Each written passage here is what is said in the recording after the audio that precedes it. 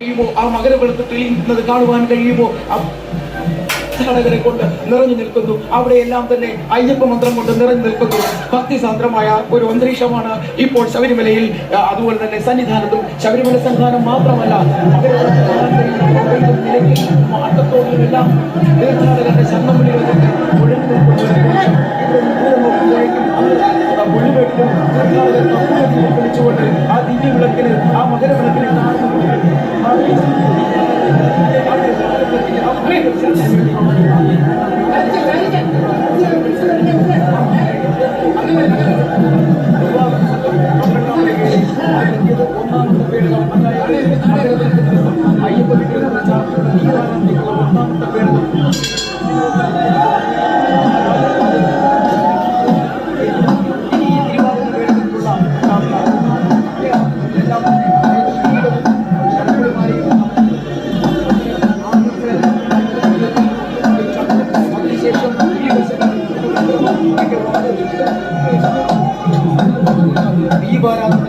ദീപാരാധനയ്ക്കൊടുവിലായിരിക്കും പൊന്നമ്പലമേട്ടിൽ മകരവിളക്ക് തെളിയുക. തെളിയില്ലാത്ത വിധത്തിലുള്ള കാഴ്ച സന്നിധാനത്ത് മാത്രം ജാതിമത വ്യത്യാസമില്ലാതെ, ജാതിമത ഭേദമില്ലാതെ, ഭാഷാഭേദമില്ലാതെ, സംസ്ഥാനങ്ങളുടെ വ്യത്യാസമില്ലാതെ തടിച്ചുകൂടിയിരിക്കുന്ന ഭക്തജനങ്ങൾക്ക് ഒരേ ഒരു മന്ത്രം മാത്രമാണ് ശരണമയ്യപ്പ, ശരണമയ്യപ്പ, സ്വാമി ശരണമയ്യപ്പ.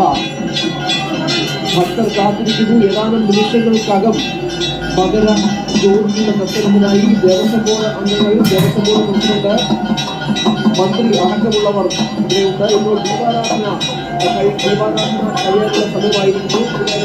ചടങ്ങുകൾ നടത്തുകയാണ്. ഏതാനും നിമിഷങ്ങൾക്കകം മകര ജ്യോതി ദർശനം സാധ്യമാകും.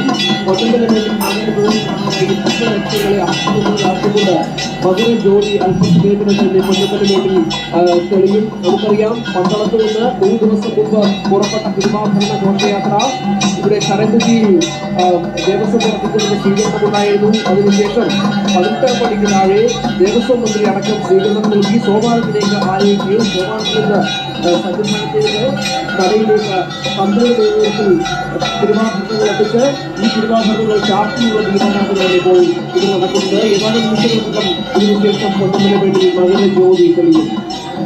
കഴിഞ്ഞ കുറേ ദിവസങ്ങളായുള്ള ഭക്തരുടെ കാത്തിരിപ്പ്, ഇതിനൊക്കെ ഇപ്പോൾ പൊന്നമ്പലമേട്ടിലേക്ക് കടന്നുകൊണ്ടിരിക്കുകയാണ്. ആത്മനിർവൃതിക്കായി ശരണം വിളികളുടെ മന്ത്രമാണ് ഇവിടെ മുഴങ്ങുന്നത്. പൊന്നമ്പലമേട്ടിൽ ശരണം വിളികൾ മാത്രമാണുള്ളത്. 10 ലക്ഷങ്ങളുടെ കാത്തിരിപ്പിന് വിരാമമിട്ടുകൊണ്ട് ഏതാനും നിമിഷങ്ങൾക്കകം പൊന്നമ്പലമേട്ടിൽ മകര ജ്യോതി തെളിയും. കഴിഞ്ഞ 3-4 ദിവസങ്ങളായി പൊന്നമ്പലമേട്ടിൽ മകര ജ്യോതി തെളിഞ്ഞു കഴിഞ്ഞു.